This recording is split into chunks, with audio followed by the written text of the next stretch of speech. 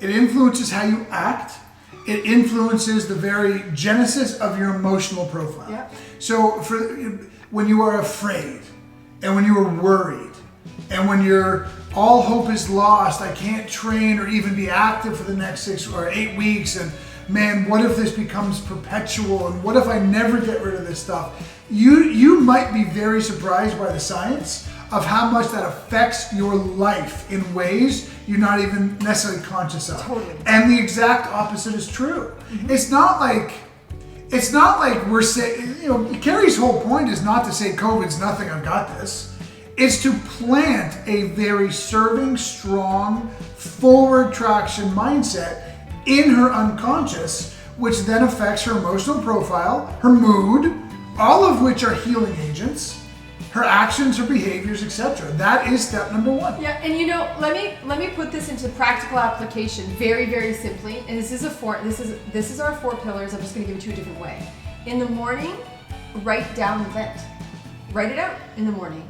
And then after you've vented it out, say to yourself, what story am I going to tell myself today? Exactly. And then own that story for the day. And perseverate on it, and consider it, and think about it, and tell it to other people. Yeah. Agreed. And then the very last thing that I've done in conjunction with all that, and our listeners are familiar, is counting the wins. Like really, really, and this is like, okay, in moments on days when things are not going your way, the last thing you're going to want to do is count your wins. Yep. I'm telling you, even to this day, I still feel like, sometimes, yep. I don't want to do it, right? And a couple of weeks ago, I had a day that just did not go the way that I wanted it to. And I was all excited about this day, but unexpectedly, these symptoms hit on that day. And at a certain point in the afternoon, around 12 o'clock, I stopped and I was like, okay, I'm going to count my wins. And where are my wins today? And although I didn't have the day I anticipated, I still won the day. There were still things that I did, and I showed up and I was like, you know what? I am winning.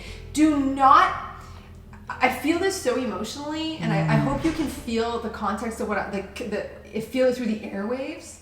Don't end any day without telling yourself you're winning. Any day. Yeah. Like every day at the end of the day, write it down, convince yourself, tell yourself what are your wins. We get to win the day every day as long as we're choosing that. That's the key. It is the key. Yeah. I'm going to just add a few things here. Because I watched for the last 5-6 weeks as you kind of worked your way through long haulers and all the successes and how much things have changed. I mean, you've really beaten this back incredibly well.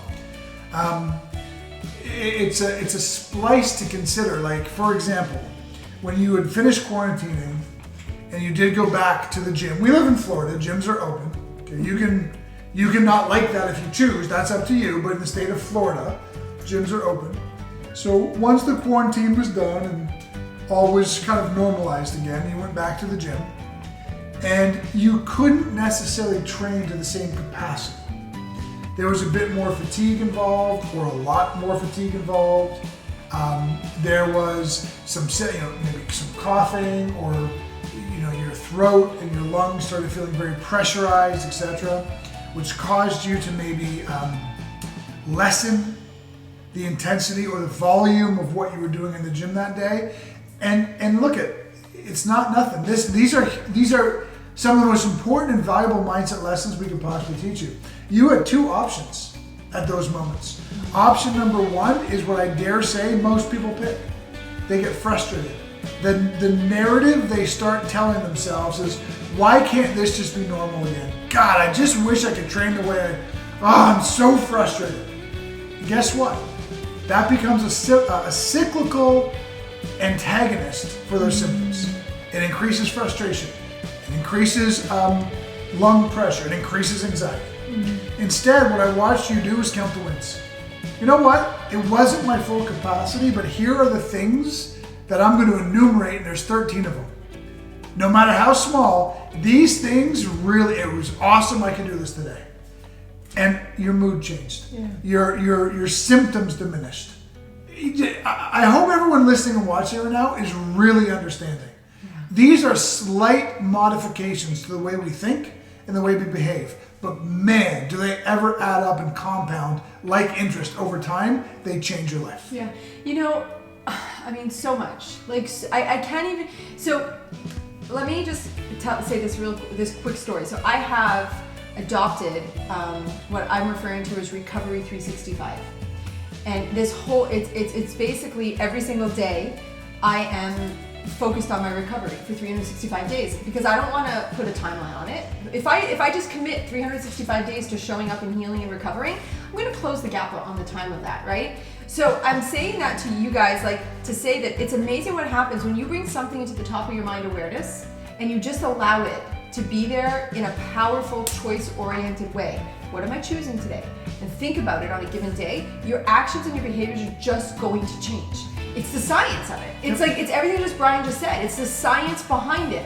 Your actions and your habits are going to go to where your thoughts go.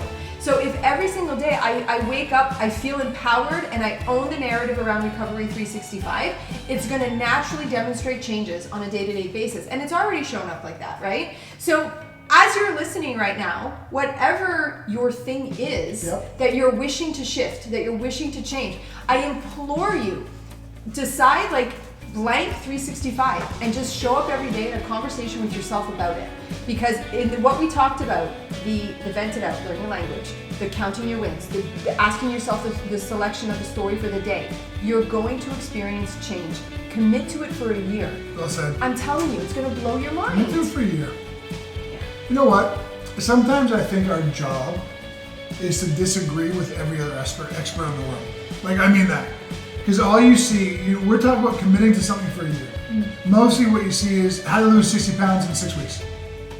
How to change your life in 48 hours. How to take a pill to make everything different. Go ahead. I mean, on that topic, like lose weight in 6 weeks. What you don't know when you get buy into that is after 6 weeks, you got to do 7, you got to do 8, you got to do 9. Oh wait, you got to do the rest of your lifetime. Yeah. Because success, happiness, fulfillment in anything is a lifetime commitment. Agreed. I'm going to tell you right now, because we have a couple seconds left, I'm going to tell you what my 2 biggest takeaways were from this show, and then I want your either biggest or 2 biggest takeaways. Can I do that? Can we play that game? If you're watching us live on Facebook, what were your 1 or 2 biggest takeaways from this show? Okay? Here's mine. Number 1. More often than not, the biggest problem we have is a lack of resilience. That if we plant our roots strong, physically we make exercise not a gimmick or a strive to lose weight, but part of our culture. Mental, emotional regulation, and of course that kind of feeds into spiritual. If we plant that stuff strong, we will be incredibly surprised how much more resilient we are to life's ebbs and flows. That's number 1. And the second one for me is don't lament the holidays are over. Extract what your favorite parts of the holidays were or are and figure a way to bring them into your daily life. Right? There's certain things I love about the holidays. I simply extracted the lesson and I brought them into my daily life. It's made all the difference. Yeah. What's yours? You know, I had to think about that.